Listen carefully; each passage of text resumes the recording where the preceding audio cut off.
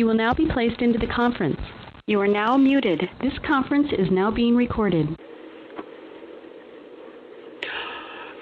Good afternoon, everybody, and welcome to the Respectability webinar for July 27th, 2016. I am absolutely delighted to be here with you today, one day after the 26th anniversary of the Americans with Disabilities Act. And we're very excited to be joined today by Thorkil Sonne of Specialisterne. And if you've been working on the employment issues for people with disabilities, you've probably heard the name Thorkil come up, and that is with some very good reason. He has been doing some amazing, innovative work around employment opportunities, very high-end, high-technology jobs for people on the autism spectrum. And we are delighted to be here today to share with you his experiences, for him to talk about what Specialisterne is and what it does. And we always, with these webinars, like to really bring in the thought leaders and the change agents who are really at the front lines, at the cutting edge of jobs for people with a wide variety of disabilities. And we're delighted to be here today with Thorkil. As ever, our webinar series has been made possible by the wonderful support of JPMorgan Chase, who enables us to provide these webinars for free with captioning to a wide audience. After this webinar, in a couple days, we will be posting a recording of this session, as well as a copy of the PowerPoint slides that we're going to be going through today. And after Thorkil has gone through his talk, we're going to have a time for question and answers. And once we get to that, we'll have the operator tell everybody how to dial in if they have a question, and you can also type a question in the chat box. Again, we thank JPMorgan Chase for making this possible. And let me quickly give you a brief biography of Thorkil. Thorkil Sonne is the Director and President of Specialisterne Foundation, Inc., and the Chairman of the Specialist People Foundation, which he founded in 2008. He founded Specialisterne in 2004 as the first market-driven company where the skills of high-functioning people on the autism spectrum are used to perform high-quality services like software testing for corporate customers. Specialisterne has been a case study at Harvard Business School and has been won numerous awards for their work. Thorkil has a long background in private IT, telecommunications, most recently with TDC, the incumbent Danish telecommunications firm. He has also been the past president of a local branch of Autism Denmark, and one of the most important reasons why he is doing the great work he is doing, he is the father of a son on the spectrum. And with that, I'm going to turn it over. Take it away. Well, thank you, Philip, and thanks to all of you to call in today. I'm delighted to share my story about hope, action, and impact when it comes to employment of vulnerable population on the autism spectrum. I will talk about my background and motivation and the vision we have, and I'll talk more about Specialisterne, what we do.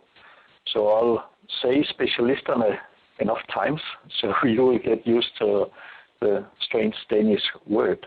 That is, it's Danish for the specialists. It's kind of our attempt to provide a space in the labor market that is not just for generalists with all the social skills, but actually can work also for people who may be less strong on the social skill side.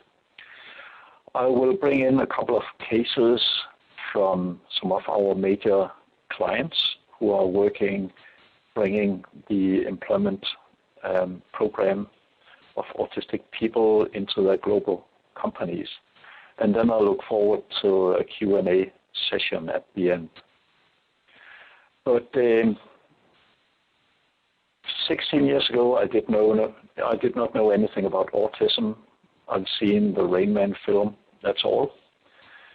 And then my youngest son, Lars, he was 3 years old at that time.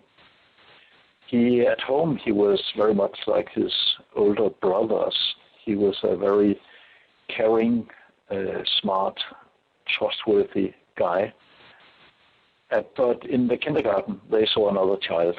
They saw a child outside his comfort zone, trying to find the quiet corner or the vacant swing in the garden. And he tried to reject when adults wanted him to play social games with others. So he was really outside his comfort zone, and it must have been quite terrible for him. We were called to a meeting because they liked Lars, but they also said that they needed the kindergarten was really not for kids like Lars. It was more for mainstream kids. So we were kind of giving the view of how Lars looked in a kindergarten setting, and we were taken by surprise when we were told that Lars is autistic, and it's a lifelong condition. There's no cure. You cannot cut it away. It's something that you as a family had to prepare for. So the plans that you may have had for your family, you have to make some new plans now. It's another journey. So that was kind of brutal. We saw it as brutal at that point of time. And what really brought us forward again was that nothing has changed for Lars. He was exactly the kid you could only hope for when he is comfortable. So we decided that maybe it's not Lars and all the other ones I met were autistic. That is the problem here, not fitting in. Maybe it's our society that is not fitting in. So I started Specialisterne as a social enterprise, which is a company that is attempting to solve a social challenge with a business model. Because there are a lot of issues when it comes to autism, and one of the biggest ones is really that probably 80% of autistic people are unemployed or underemployed, even though they have a lot of skills that the business needs. There's a divide. So if we look at people on the supply side and jobs on the demand side, there's probably 1% of the population is autistic. Recent figures says that it's about 1.5% of all kids. And as it is a lifelong condition, then there are reasons to believe that that's kind of general in the population. As I mentioned, about 80% are on or underemployed. Many do not want to disclose if they are autistic because they are afraid of the label and the lower expectations. There's a lack of opportunities for talent development to be understood in the school system, in your families, in the state support system, and in employers is really difficult. And there's a big mismatch between talent and job. So some may have a really good degree, but they may end up packing bags in the grocery store. And that does not look good on your resume if you want to get into the high-tech sector again. On the job side, there's a problem as well, because employers, they see an aging workforce, in particular in the state and federal system. There's a very high average age, and the public employers will face a very big demographic challenge soon. So we need all talent on deck, really. There's a lack of innovation capacity in many companies because they tend to hire people who are the same as the ones who are there.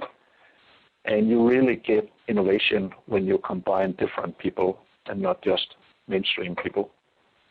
There are thousands of vacant jobs, particularly in the high-tech sector, in STEM. One example in Melbourne, Australia, is that there are 1,000 vacant jobs in software testing alone, which means that the businesses cannot realize their growth opportunities. So there's a limited talent pipeline, and autistic talent is very much overseen. So there is a huge divide today that needs to be removed.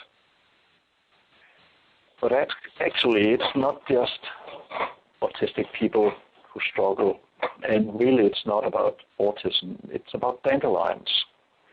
Our logo is the seed of the dandelion. And what is a dandelion? Is it a weed? Is it an herb? That depends if it's in a welcoming environment or in a non-welcoming environment. Kids love dandelions, but as you grow older, something happens. They grow dandelions, they have fun, but when you buy a house with a garden and you see the wonderful yellow flower again, probably the love has turned to hate. Because now it's a weed, and your lawn has to be uniformly green, and only the flowers that you have decided upon are welcome. But if you take the dandelion from the lawn, put it in the kitchen garden, treat it well, you will find out that it's one of the most valuable plants in nature for natural medicine, coffee, tea, wine, beer. And I visited farmers who makes a living out of growing dandelions, treating the plant as an herb instead of a weed, and thereby getting access to the virtues. And we are all dandelions somehow. We are blown away from home one day, and it will be the environment where we end up that will decide if we'll be successful or not. So the parallel to autism is, of course, that most autistic people, they all have the same potential value in themselves, but it's only when they meet employers that understand and support that they can realize their value. So we've chosen the logo, the seed of the dandelion, to remind everyone that if they see a person with a disability and a disorder and see that as from a weed perspective, then we say it could also be an herb, and let's help you with that perspective. Specialisterne is striving for a vision, a world where people are given equal opportunities in the labor market. Our mission is to educate stakeholders in talent and career development for autistic people through innovation, collaboration, and knowledge sharing. We have 12 years of track record. We were founded in Denmark. We have experience from 15 countries. We have formal global collaboration with Hewlett-Packard Enterprise and SAP. I'll come back to these two companies as examples later on today. We're associated with the U.S. Business Leadership Network, the UN Department of Public Information, and the World Economic Forum. And I relocated to the U.S. in 2013 upon invitation from Governor Markell in Delaware to lead the rollout of our concepts adapted to the U.S. and roll it out in a partnership-based model. So I live now in Delaware with my wife and my autistic son, who's 19 years old now. We have probably enabled around 200 jobs. We're working with major corporate clients, community agency partners, and education partners.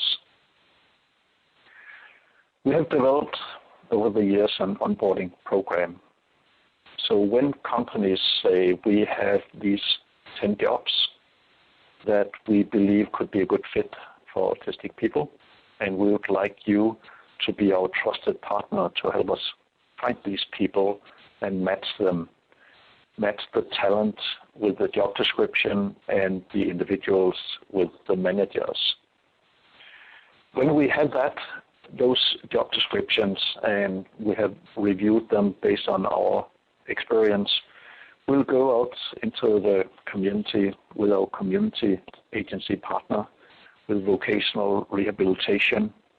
We'll go out in the parent organization community and self-advocacy community, high schools, universities, to see where's the talent. And if there are 10 potential jobs, then we may look for maybe 30 candidates for jobs like that. And then we have, we invite about maybe 16 to a workshop where we will get to know the individuals better. We will start introducing Lego Mindstorms robots and give them a challenge.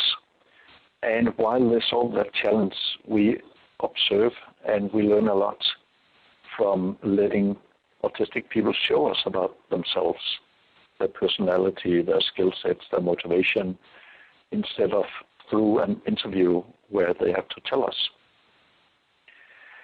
So if there are 16, we may invite 13 into a 4-week assessment program where we go through a competence development model that we developed with Deloitte many years ago in order to really match skills, motivation, workability with the job positions at hand. And if there are 12 that go through the assessment program, maybe 10 ends up transitioning into the jobs. And then we provide ongoing support in the employment situation to ensure that it will be long-lasting and there will be career development opportunities. The assessment program is really based on our dandelion philosophy. We are looking at these dandelions and then we are learning what does it take to create the work zone and make that fit with the comfort zone. So our 4-week program is very much still based on Lego Mindstorms robotics. And first week is about getting into the comfort zone because all the assessment takes place at our corporate partner. So to get a badge, to have a canteen, a reception, having colleagues, having a trainer, getting used to the Lego Mindstorms, that is basically the purpose of the first week. The second week is where we expand from an individual comfort zone to a team comfort zone. We introduce an agile framework, development framework called Scrum. We give them a challenge where they have to brainstorm, promote their view. They have to prioritize a theme. They have to make a project plan and build a burn-down chart for estimation. So the whole week is about learning how to do teamwork, what are the expectations, what are the roles, and all of that is supported by an e-learning platform called Safari. So there will be some e-learning combined with practical experiences. Then we assess the different skill sets, specialist skills. Normally we anticipate that with autism often comes a good memory, the ability to see patterns, high accuracy in repetitive tasks, attention to detail, but everyone are different, including autistic people. So we need to know what is the profile of the individual. We prepare more and more for the work zone. We engage with managers, bodies, mentors. That is part of the support structure that we build up in the company. The managers will go to lunch. We will have training programs for the company employees. So there will be a high touch and a low touch education program to make sure that the autistic people, when transitioned into the job, are well understood. And we will bring a job coach in place from our community agency that will do most of the assessment program with our support. So we observe, assess, there's a lot going on, high activity levels with Lego Mindstorms, and we will observe motivation, workability, and skills in 3 areas: the professional skills related to a job description, shared skills related to more of the teamwork, business development, promoting yourself, sharing your ideas, and specialist skills that are specific for autistic people. In the US, we have our collaboration partners, SAP and Hewlett-Packard. We have clients like Microsoft, EY, IBM, Willis Towers Watson, Oliver Wyman. We work with corporate partners, CAI, and through CAI we have enabled jobs at the state of Delaware and Capital One and JP Morgan Chase. And we are working with a new company called the Precisionists, where they are the ones hiring, just as CAI, and then the autistic people will work as consultants for some of the clients. Where the corporate clients listed above, that is where we help the companies bring autistic people directly into the companies. Our community agencies are different chapters of the ARC, like in Philadelphia and New York and DC. It's Expandability in Silicon Valley, Prevail in Seattle, and Columbus Community Center in Salt Lake City. The evolution that we have been going through. When I started, it was about placing individuals, and it was about creating awareness that also autistic people can create value for employers. And so far, over the first 10 to 12 years, we've probably enabled about 1,000 jobs in 15 countries, created some awareness. At the moment, the philosophy is more from an individual plant, kind of a greenhouse, where the main product is company onboarding, specific for companies. We are seeing more and more acceptance that even though many companies prefer order to disorder, then people with a disability and a disorder have been generally very well accepted in the companies I mentioned. So the proof of concept is that we are working with about 10 global companies and partners. The next decade is where we will really go from a greenhouse to a field into mainstream business. And the product will be more on innovation, education. We will focus on identifying and removing barriers to talent development and employment. And then we'll work through a partner ecosystem who can work all over the US, being the operational partners. Our ambition is to go from acceptance to appreciation, that actually autistic people will not just be accepted, but will be welcomed and appreciated for the value that they provide because of their special personality and all the skills that they can contribute with.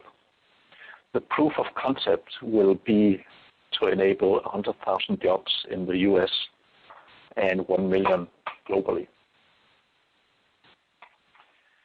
And we can only do that by removing the divides. Our ambition is to work on the supply side in the education system, because to study is basically the same as to work in a company. And to be a teacher is basically the same as being a manager. So autistic students, they need a circle of support, someone who understands them, just as a circle of support is needed for autistic people who are employed. Our ambition is to teach our dandelion philosophy both on the supply and demand side, bring in the same values. The 4 key values that we have is respect, that difference is good, and the more different people you have in teams, the stronger the team. It is accommodation, make sure that everyone find their comfort zone in the work zone. It's about clarity, setting expectations clearly. It's about accessibility. If you need guidance, you will know where to go. So we want to do the same basic training programs on both sides, so it will be much easier to do recruitment via apprenticeships, internships. Employers can also take part in students' support structure and vice versa. And we need to focus on education and certification. I would like to show a little video. I hope that our facilitator will be able to send that.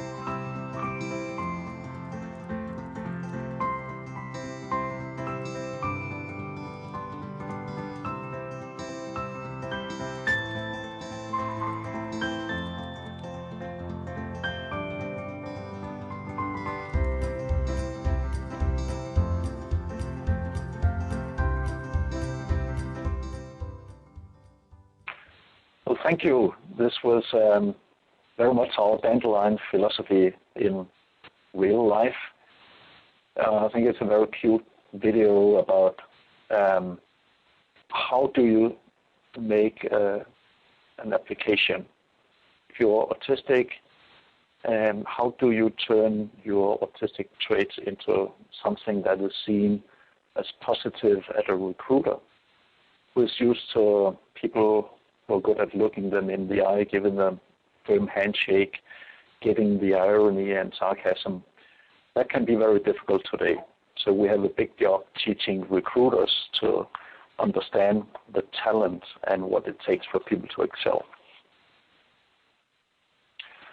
Our objective is to increase the job opportunities nationally at small, medium-sized, and large public and private employers for autistic people, and to increase the opportunities for autistic students to identify and develop their talents. And when we have these two in place, increase the transition opportunities by applying the same knowledge on both sides, and then promote appreciation of autistic people and neurodiversity. So there's nothing, so that people do not need to fear a label that could reduce their opportunities in life if they disclose autism. Our strategy is to identify and validate barriers to talent and career development through research and metrics, to remove the barriers that has been validated through development of scalable solutions, document, manage, share knowledge with stakeholders, provide education, accreditation, support services, form collaborations and partnerships on the supply side and on the demand side, and train and accredit and support partners as engagement and delivery channels of operational services.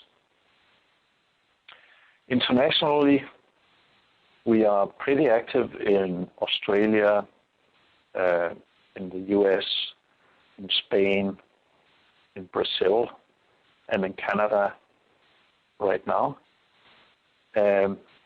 We have requests for China, and there's a lot of requests from India as well.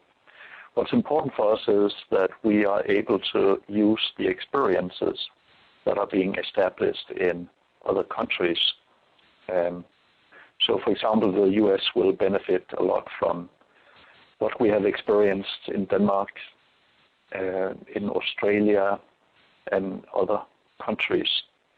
So we are trying to think global because autism and neurodiversity is really a global thing. And we are associated with the UN, and this gives me big pleasure because our ambition is not that our solutions should only benefit the wealthy part of the world, but also the developing countries. And I was happy to take part in planning the UN World Autism Awareness Day last year, where Ban Ki-moon made a call to action to employers, encouraging them to employ autistic people.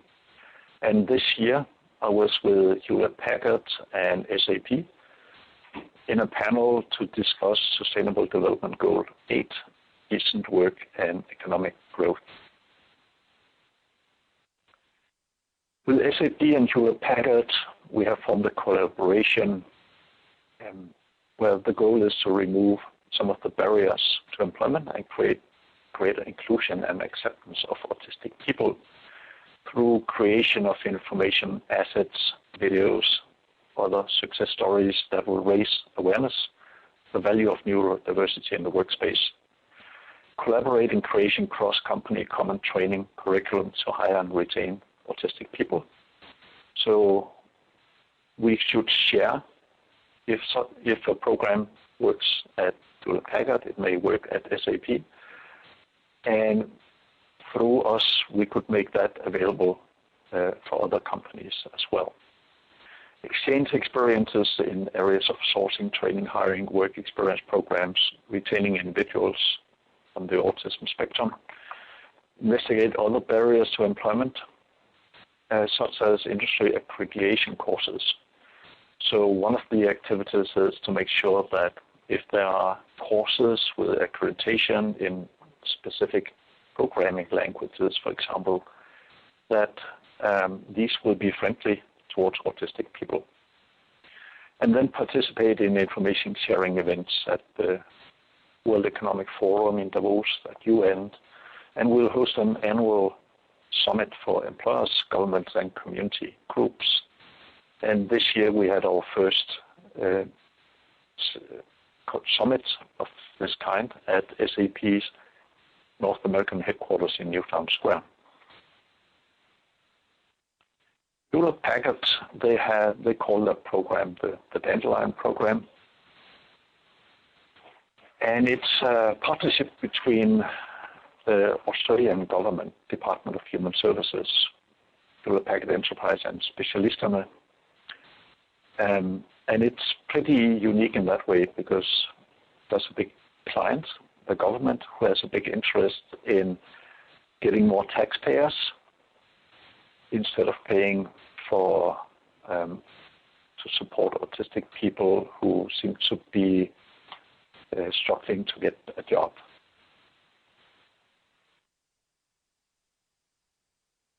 We have a research partner in Australia, the La Trobe University in Melbourne, and it's the Olga Tennyson Autism Research Center that follows and documents and assess our model and suggests improvements. And Professor Sherrill says that this program is unique because it attacks the problem of employment for autistic people, not simply by pushing harder the pig into the square hole, but instead by addressing the support need on both ends. Economically, PricewaterhouseCoopers have done a report saying that for every 101 autistic people who go from being unemployed into a job such as Hewlett-Packard and keep that for 20 years, it will increase the gross domestic product by 425 million Australian dollars. That's about $310 million US. So there's an enormous economic gain for society to support programs like ours.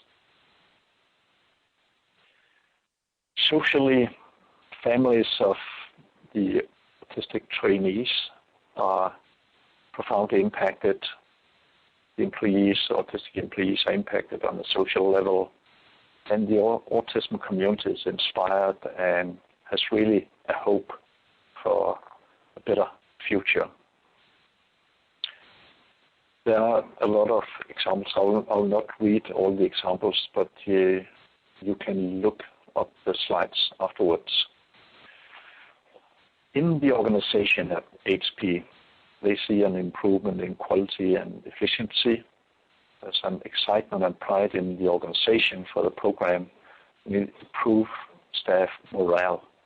There's actually a lot of employees in any big company who are affiliated somehow with autism or some other disability and find a special pride in working in a company that works with a program like ours.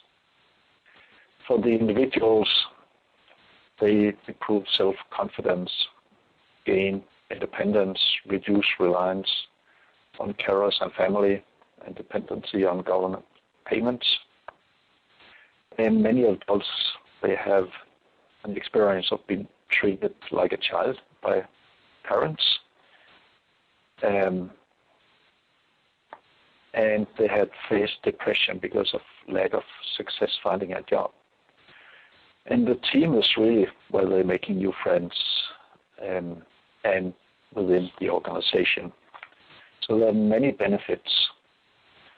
The learnings, as it takes a commitment and investment to get this going. And then from there you will work on mainstreaming the processes in the company. It's important that the company commits to the program with a high level of support, and that you're open to the community, to involve stakeholders, the autism community right from the start. Specialist People Foundation, that Specialisterne, is the partner for identification and assessment model. We are the trusted partner of the client. And then do some family, staff, client information awareness sessions, and you'll find out that very many are very supportive. And then provide a good support structure for the trainees. The trainees, that's HP's work for the new employees. There are many success stories. You can read more about them on the slide deck afterwards. The other big company that we work with is SAP. They have the Autism at Work program. And they committed in 2013 that 1% of their global workforce would be represented by employees on the autism spectrum, which is about 650 jobs. And that is very much in line with the vision of making the world run better and improving people's lives. Their conclusion on why hire autistic people is really they want to attract the best talent in the industry, bring a different perspective to the creative process, tap into an underutilized source of talent, and capture the specialist skills of autistic people. And they hope for a higher retention rate, which results have proven so far, because they find that autistic people who are met by understanding and support and really demonstrate a lot of loyalty and appreciation for the workspace. So the SAP roadmap, the first years were about learning pilots at locations worldwide. And so far we have brought the concept to Vancouver, Montreal in Canada, Palo Alto, Newtown Square in the US, Sao Leopoldo, Brazil, Waldorf, the headquarters in Germany, to Ireland, to the Czech Republic, to India, to Bangalore, and we're working right now bring the concept further. And the next onboarding that will take place will probably be in Sydney in Australia.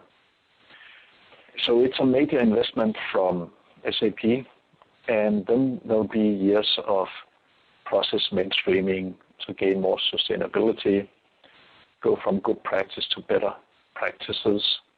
And the end goal is process maturity, onboarding equivalency, which means that it will not be any different to onboard an autistic person as a non-autistic person. The roles for Hewlett-Packard Enterprise have primarily been software testing, and now they're working for the Department of Defense, where it's more about data analysis, data mining, fraud detection. At SAP, they're working at the moment with 18 roles.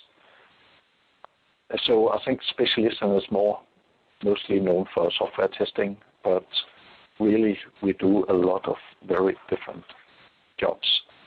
Could be a software developer, information developer, software tester, business analysts, technical support, system administrators, marketing, operations, associate, network specialist, procure to pay, service associate, IT project management associate, customer support associate, graphic designer, multimedia specialist, employee communications associate, data analyst, associate consultant, product manager, HR service associate. We are working not just with high-tech jobs. We expect to go into the agri industry, working with a major pig farmer in Australia. We're going to work with the retail industry in Denmark, which in the US it could be similar to Target or Walmart, where you don't need to have a college degree or university degree. You do not need to have a high school degree. So today we are mostly known for the high-tech jobs at Microsoft, SAP, Hewlett-Packard, but really our assessment model is well suited for many levels of complexity. I'd like to finish off with a picture I'm particularly very proud of. It's a picture of students from the Specialisterne Denmark Youth Education Program. It's a program for youth between 16 and 25 years old who are autistic and who do not fit into any other youth education, even with special support. They had a team that took part in a European Space Agency robotic competition last year. And it's not a competition for autistic people or people with disabilities. It was mainstream competition. And our team from Specialisterne Denmark, they won. And I think that really challenged the understanding of ability and disability. Because if autistic students who have a disability can beat all the other European teams in a robotic competition, then let's discuss what is ability, what is disability, and I think this underlines the Dandelion philosophy very well, that people in the comfort zone, in the work setting, or in the education system can have tremendous ability. It is really when you get outside your comfort zone that you lose a lot of that ability. But that's not specifically for autistic people or people with disability. That is really a general thing. So we are very keen to bring our concepts into the education system. we have our assessment model in a student version that has been operating the last 3 summers at a high school in New Jersey. And it's totally wonderful to see young students, autistic students in a summer camp activity, developing robotic solutions and really thrive in a team setting, getting prepared for a career in the labor market. This was my introduction. Thanks for your patience. I'll be happy to answer questions if I can. Wow, that was a wonderful presentation, Thorkil, and I know we have a couple questions from the chat box. Operator, do you want to explain to folks how they can ask a question via their phones? Yes, Philip. Hello, ladies and gentlemen. If you have dialed in and would like to ask a question, press 7# on your phone now, and you will be placed in the queue in the order received. Listen for your name to be announced and ask your question when prompted. You can also send questions using the chat window located on the left of the presentation.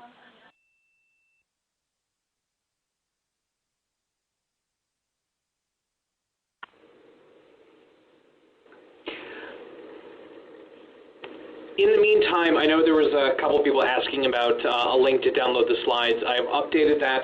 You can find it in the chat box. And if you missed that, we will also be posting a video recording of this webinar and a copy of the slides on our website very soon. So in the meantime, one of the first questions we had from the chat box was from Tania M., who said, hello, what type of data and metrics are being used to identify barriers to talent and career development? Well, that is not much at the moment, but that is our ambition. We are going into the new model now. We are going from having an operational focus and then into a more scalable focus with emphasizes on research and development. But we have some indications from very many people on or research institutes that suggest somehow how does the talent pipeline look like. And our ambition is to make global research together with the professor who wrote the case studies of Specialisterne and the SAP and Hewlett-Packard autism employment models. We're going to see how can we make a global research that kind of identifies the talent pipeline and where the barriers are today. What we know in the US, for example, is that based on a research by Drexel University, that 75% of the autistic people who are supported through vocational rehabilitation to get a job, 75% end up with a salary under the poverty line in part-time jobs. While the people that we bring into the companies, they go directly into competitive jobs. So they will earn salary similar to anyone who got the same job and did not have autism. We know that disclosure is a big challenge, and probably there are 10 times as many not disclosed people in the education system today as people that have disclosed. And that is a major barrier because we know how difficult it is if you're outside your comfort zone. But how can you get across this barrier, the fear to disclose that you are autistic and therefore need special understanding? So we are at the start of what we will focus on over the next few years, where both we will combine existing research, but we'll also combine metrics. And the companies we're working with, we will be encouraging to do metrics where you can learn about performance, about support needs, about career development. So we're new in that space, but this is where we will be going in order to make the bigger impact. Wonderful. Operator, do we have any phone questions? We have no questions over the phone. Okay. Well, the chat box is going pretty quickly. So another question from the chat was from Linda D., who specifically was asking about workshops and mentioned CMS, how CMS is no longer going to be paying for workshops after 2019 regarding home and community-based services and a recent determination there. Thorkil, I'm wondering what kind of plans do you have in terms of looking for pre-vocational training or options for the folks that Specialisterne is placing into these incredible jobs? Well, we are going to do a lot on webinars, workshops, education. We'll be working very closely with all the stakeholders. So people in the disability community, parents, community, schools, colleges, universities, voc rehab system, state support system, and among the employers. So probably you'll see a lot of joint webinars, workshops, because it seems like everyone has an interest together to improve the opportunities for talents and career development, because there is a war for talent out there in the labor market today, and it makes so much sense for all stakeholders to not work individually on kind of developing this market. And this is also why we've set such a high goal of 1 million jobs. It is that we can only reach that if everyone contribute with their part and get their share of the joint value. Wonderful. We had another question from the chat box from Nancy P., who asked, do any of your programs help new employees with relocation or housing? Yes and no.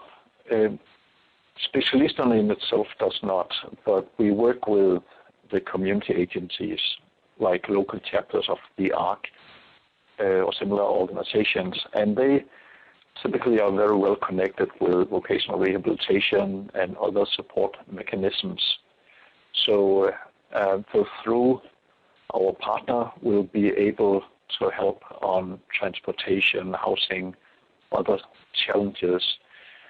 One example is that for Microsoft, we did a national recruitment campaign.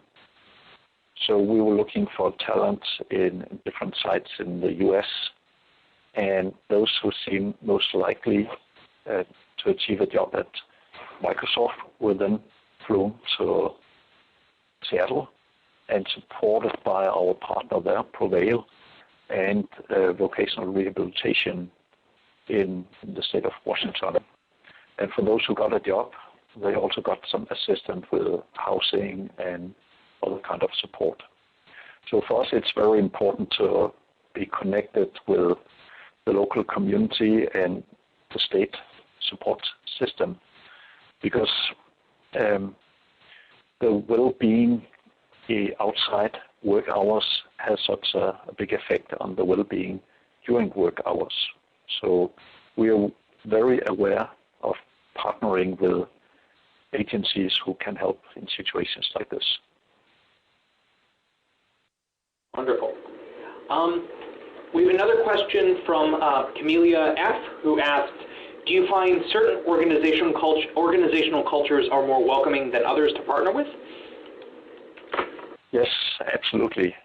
It's hard to give a specific kind of picture of how it is, but I think it's very much companies who have a well-developed inclusion and diversity policy and really mean it will probably be good to work with.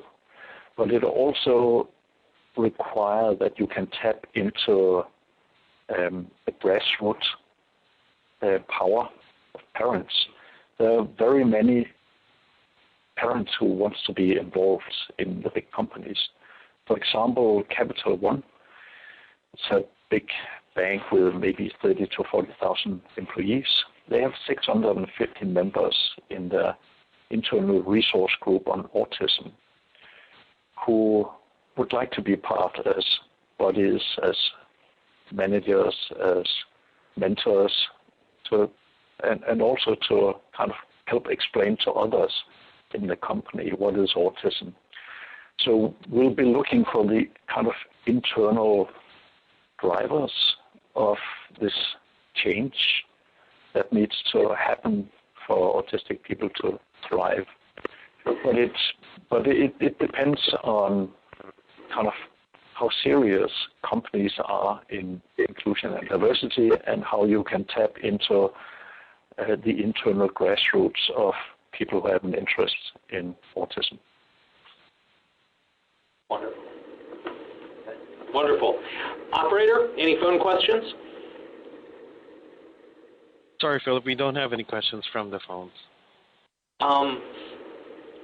So, in case anybody missed it, I also put in the chat box several links to news stories about Specialisterne and the work they're doing. I included because I included a link about the use of Lego Mindstorms as a technology tool, and I also included a link to the TED Talk that Thorkil gave in Hamburg a couple years ago. And I just have to say I've been thoroughly impressed with the work that Thorkil is doing and the topics that we covered. In particular, I'm really curious about what the next few years for Specialisterne and the new job markets that you're looking to place talented people into. You mentioned agriculture, and I'm really curious, what types of jobs do you think your people are going to be able to find through those emerging fields? Well, I think there will be a lot of opportunities, and many autistic people, they like animals. And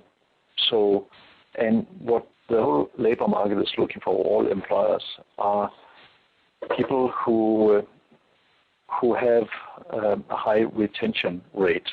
So people who like their jobs, also if they become very structured and repetitive. If you can make the good match, then if Walmart, for example, they have about over 1 million employees, if they chose to accept the same goal as SAP, that could be 10,000 jobs. And in many industries, they face a high churn rate, and it's so expensive every time to train a new person to do a job. So I think it's not just in the high-tech sector that there could be very many jobs. It's all over the country, and I claim that in any business area, at least 5% of all tasks would benefit from the autism advantage. Wow. Another question I have, and something that one topic that comes up a lot in terms of employment opportunities and people with a wide range of disabilities, is federal contracting and the Section 503 requirements. So I'm wondering, what work have you done around reaching out to federal contractors, getting them to hire talented people, and so on? Because I think I've read somewhere like 1 in 5 American businesses has a federal contract of some kind, and I've heard other estimates that said there'd be like 300,000 jobs with federal contractors if they hired and satisfied their 7% goals. So what work, Thorkil, are you doing with federal contractors? Yes, we have not reached out specifically to them at the moment. I think we need a stronger platform before we do a campaign. We need more partners to be ready to lift the need that I expect. So I think 503 is a few years old, but it's still new to many companies. And when they realize that very soon they'll start to pay penalties, I think they will come up with a very high demand for autistic people and people with other disabilities.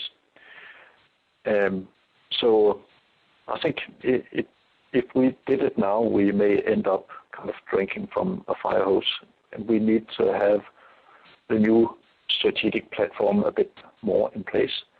But I totally agree that there could be thousands of jobs when we open that box. Wonderful. Well, sadly, I think we are out of time for the day, so one last call. Any phone questions? We have no phone questions right now. All right, well, I will play us this out. Again, Thorkil, thank you so much for speaking with us today, talking about your work. And one of the reasons why I love what Specialisterne is doing so much is that very often, in terms of jobs for people with disabilities, it's very easy to get narrowed in on certain categories of jobs, and the term people bring up is food, flowers, and filth.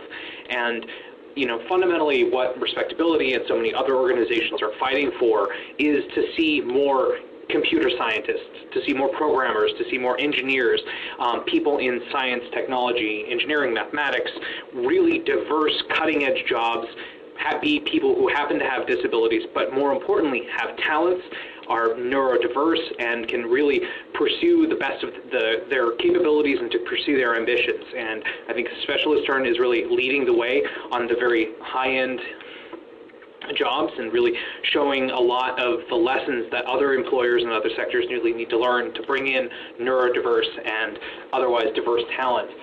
Thank you so much, Thorkil, for being with us today. Everyone who is on the webinar, I would invite you to join us for our next webinar, which is going to be in a couple weeks, on August 10th, Wednesday. We are going to be talking about Nevada and specifically what their VR programs have been doing around employer engagement, what they've been doing to build collaboration, to have a sector strategy. We're going to be talking with Shelley Hendren and Janice John. Again, that's going to be on Wednesday, August 10th at 1:30 p.m. I hope you'll be able to join us. And lastly, I want to extend my deep gratitude to JP Morgan Chase, who has generously supported our webinar program and has made this content available to you. And everybody, have a great day. Thank you for joining us, and I'll see you again next time. Thank you, Philip. Pleasure. The moderator has ended the conference. Goodbye. Thank you for calling.